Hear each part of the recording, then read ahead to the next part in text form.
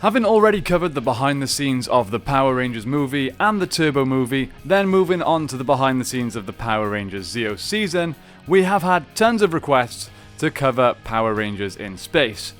Now, seeing as Power Rangers in Space is not only one of my favourite seasons of Power Rangers ever, it's also kind of important, being the end of what's known as the Zordon era, obviously starting with Mighty Morphin and finishing off with In Space. This is an iconic season and one that's worth delving into. Once again, I'm going to advertise the hell out of Saban's Power Rangers The Ultimate Visual History book, which is the book that all of the information in this video comes directly from. So if you are a Power Rangers fan and you don't have this book, make sure you go out and get it. You can get it on Amazon for a reasonable price and it's absolutely worth it, making an awesome addition to any Ranger fan's collection. Okay, let's get into it.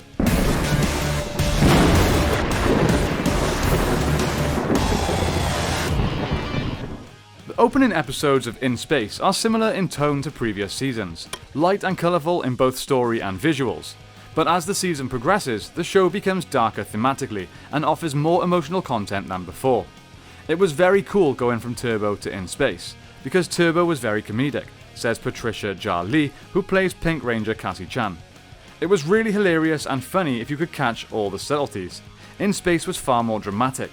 The show even moved to a symphonic score rather than rock music, which Lee describes as like going from a sitcom to a feature film. In Space is more notable for bringing 6 seasons of the ongoing stories to conclusion, with a plotline that takes the entire season to play out. The tone was more serious, the villains were scarier, and the stakes were higher, says writer Jackie Marchand.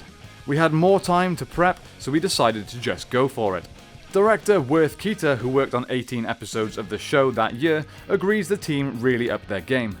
The production values were high, and we worked on wonderful, elaborate sets, he notes.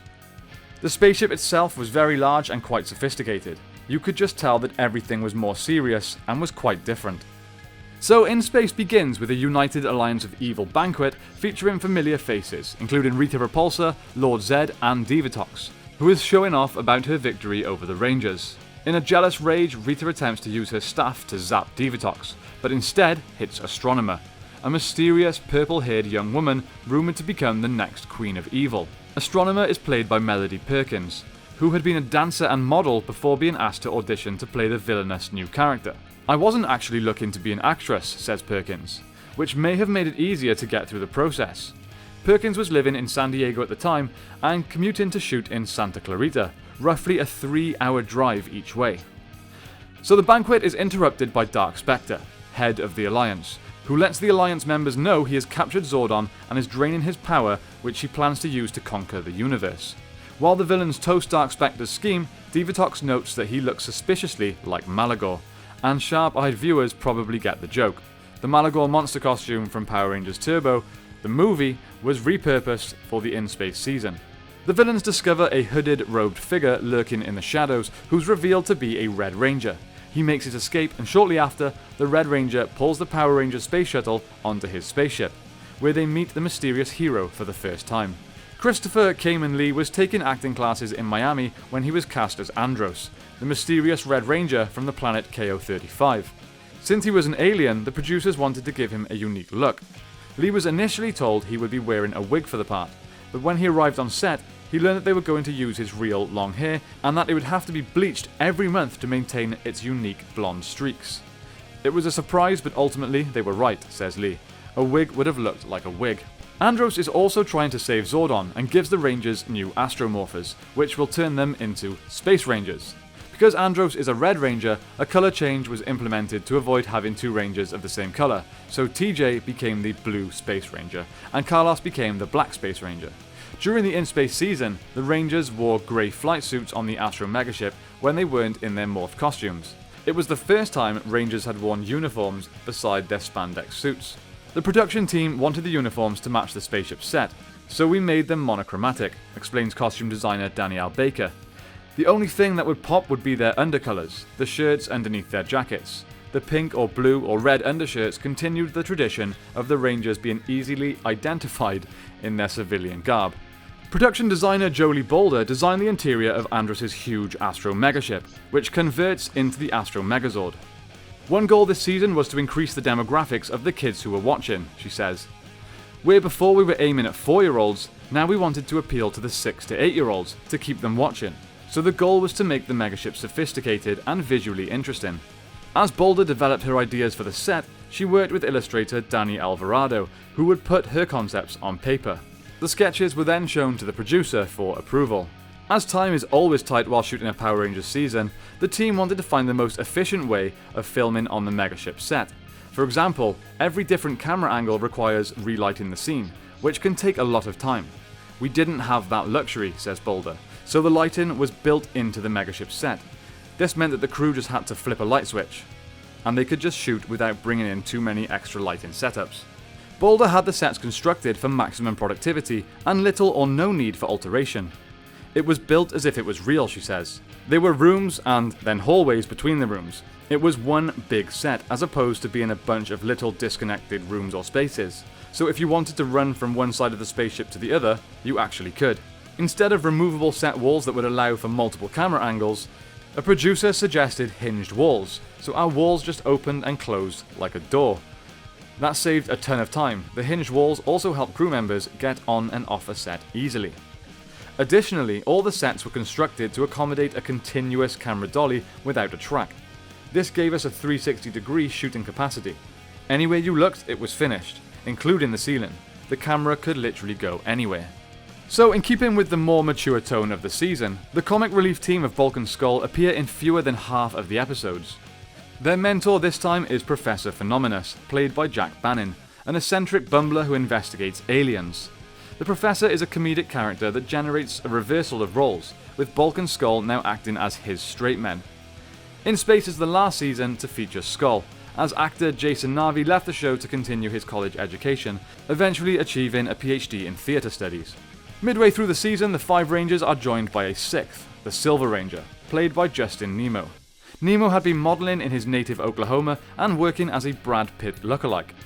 It wasn't long before he was discovered by an LA talent agency and asked to audition for the new role. Normally brunette, he had dyed his hair blonde before his first audition, but it turned out that the producers wanted it even lighter. They said if I wouldn't mind bleaching my hair, I'd get the part, Nemo remembers. They did ask about my background in martial arts, but that didn't seem to be a deal breaker. 3 former Rangers visit the team during this season too.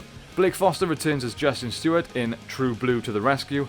Adam Park comes back to help when Carlos loses his confidence as a Ranger. And finally, the Phantom Ranger from Turbo returns for the season ender, Countdown to Destruction, where he is almost unmasked.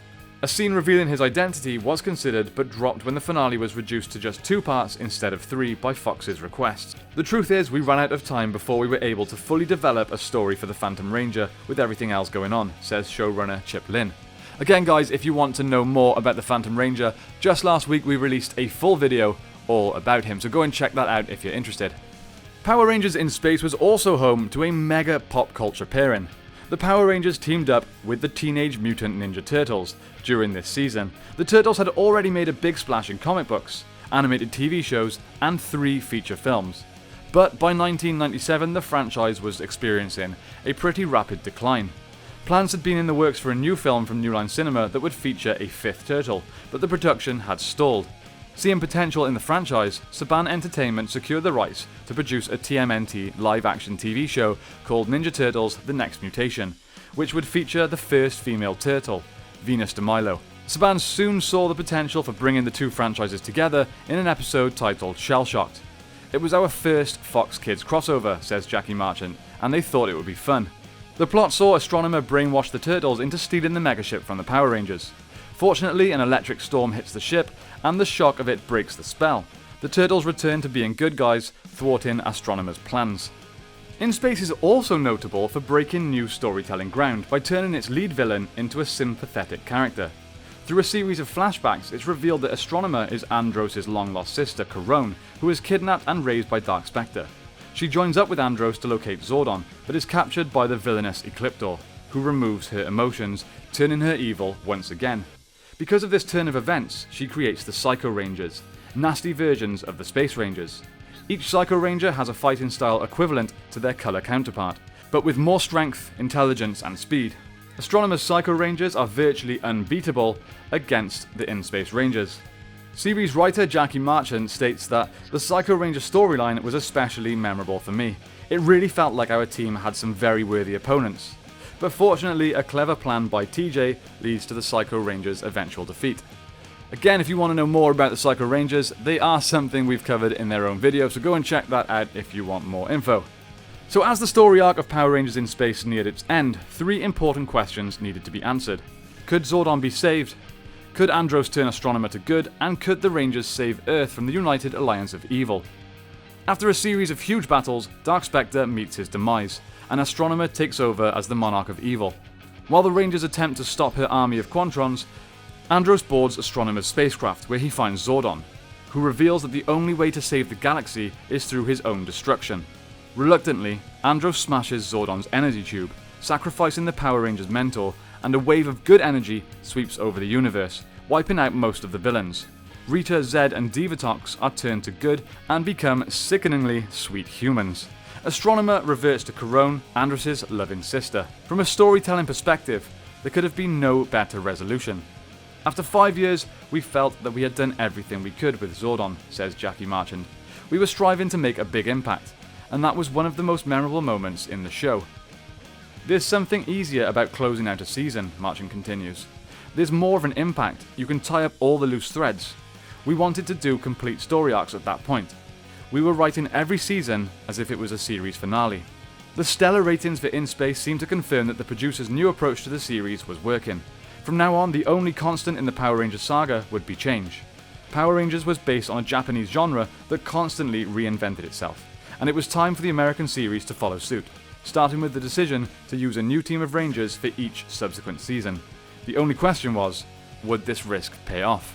Well guys, this is a question that we can look to answer in these future videos, looking at the behind the scenes and the truth behind future seasons. Let us know which seasons you'd like to see covered next, or if you'd like me to go through them all in order. Let me know your preference in the comments down below. I really hope you enjoyed this one, guys. Thank you all so much for watching, may the power protect you, and I will see you next time on the 6th Ranger.